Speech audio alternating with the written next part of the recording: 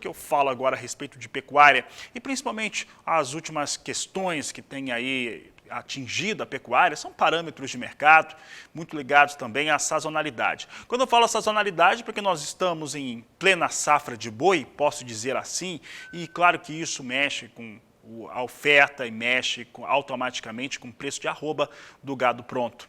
Um outro elemento é a relação de queda de preços com as categorias inferiores, boi magro, bezerro, temos aí quedas mais expressivas até do que se tem em relação à arroba do boi.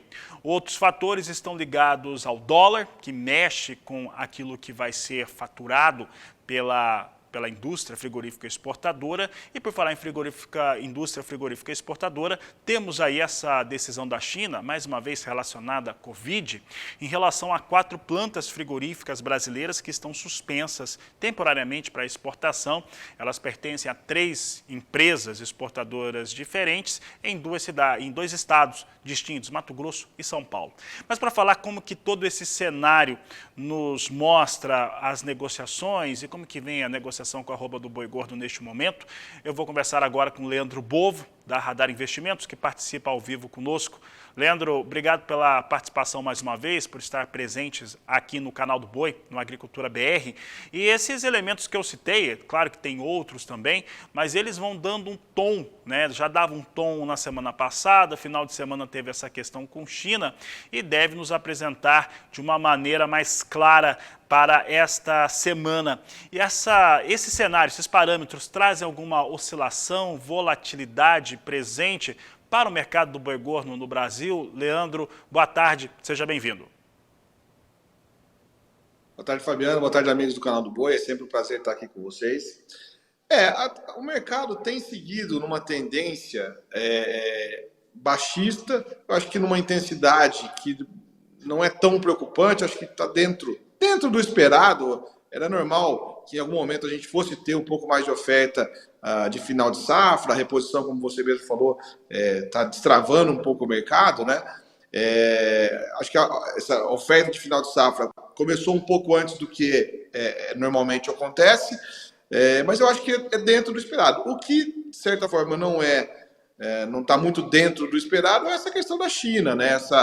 Essa busca incessante de pelo em ovo, como eu tenho conversado com os clientes aqui, essa questão de Covid, achar DNA de Covid nas embalagens, é uma questão que eu acho que tecnicamente é relativamente frágil essa abordagem, é difícil comprovar que isso tenha realmente cause realmente um problema preocupante a ponto de suspender plantas ou coisa desse tipo. A gente sempre fica com um pensamento de uma possível briga comercial, retaliação comercial, alguma coisa do tipo. E aí a gente teve mais essa notícia aí dessas outras 4 plantas suspensas por uma semana, né? Essa questão também dessa suspensão por uma semana, por si só, não causa um grande impacto, desde que seja só uma semana, né?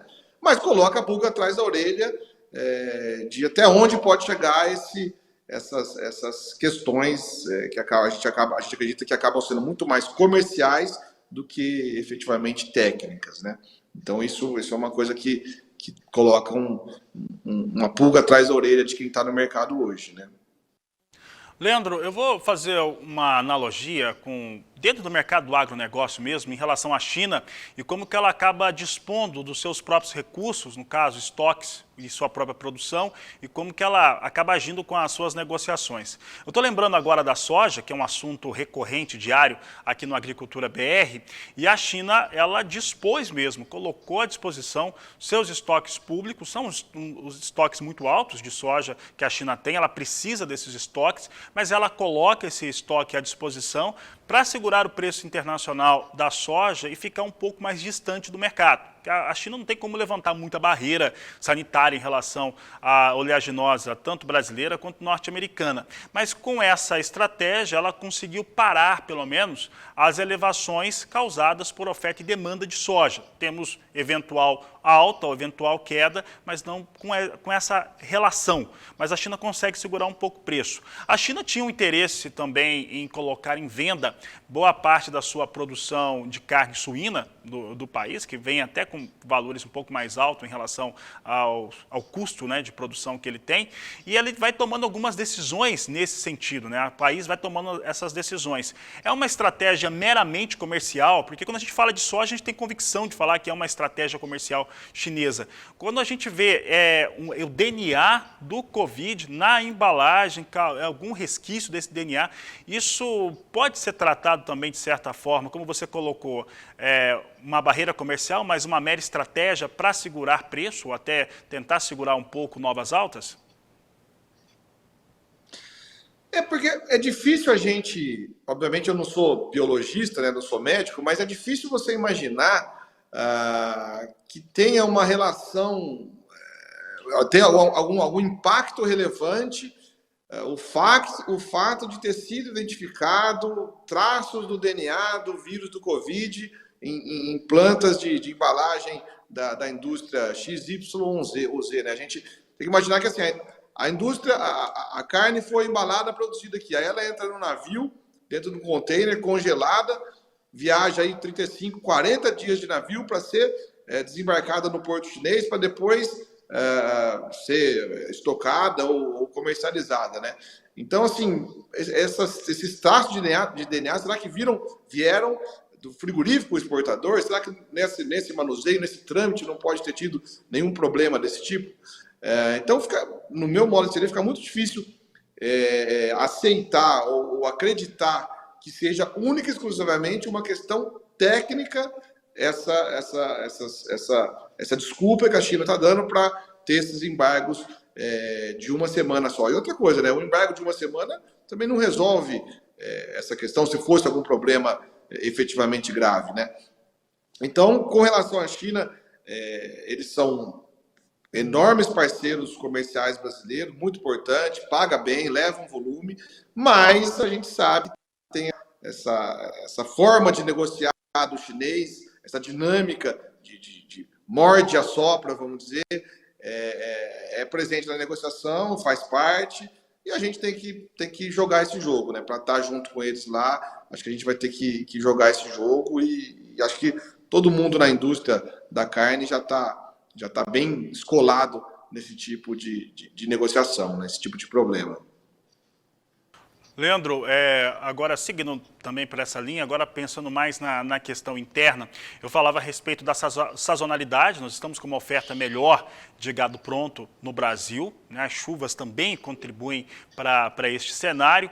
Tem melhorado também a aquisição por parte do terminador de gado de reposição, o que é positivo num cenário geral, pensando em cadeia produtiva, ao passo que vemos também os dias de escala em indústria ficarem semana a semana, 1, 2 dias mais alongados. Essa é uma tendência que deve seguir até qual momento, no seu entendimento, Leandro? A gente acredita que como a safra, a oferta de fim de safra, né, o aumento da oferta começou mais cedo, ele tende a terminar mais cedo também.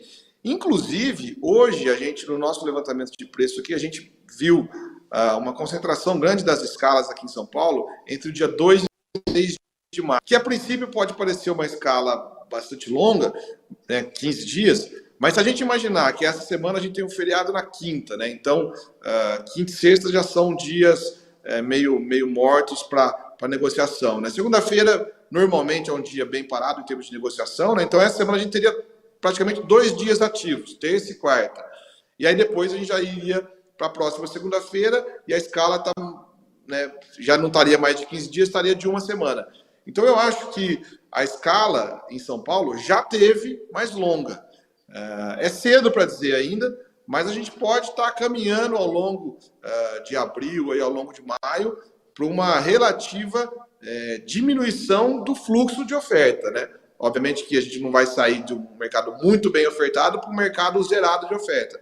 Mas talvez a gente pode estar passando agora, na semana passada, essa semana, na semana que vem, no pico de oferta da safra, e depois, a partir daí, paulatinamente, de forma devagar, o mercado ir migrando, né, para um cenário, saindo do cenário de safra, migrando para um cenário de entre safra, né? É natural, se a safra começou mais cedo, 30 dias mais cedo que seja, é natural que ela também acabe 30 dias mais cedo, né? A gente pode estar iniciando essa transição nesse momento.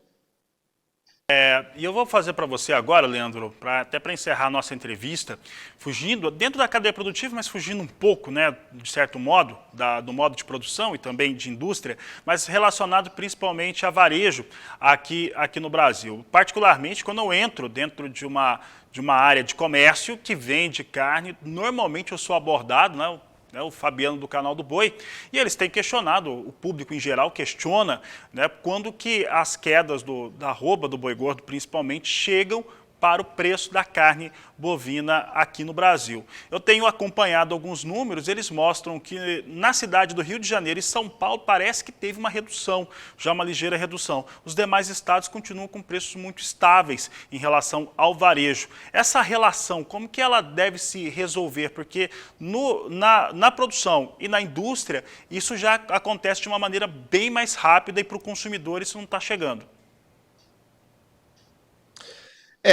A indústria no mercado interno, ela está com uma margem, vamos dizer, abaixo da histórica, né? Está com uma margem apertada no mercado interno. Quem está exportando, principalmente para a China, está conseguindo ter bons resultados.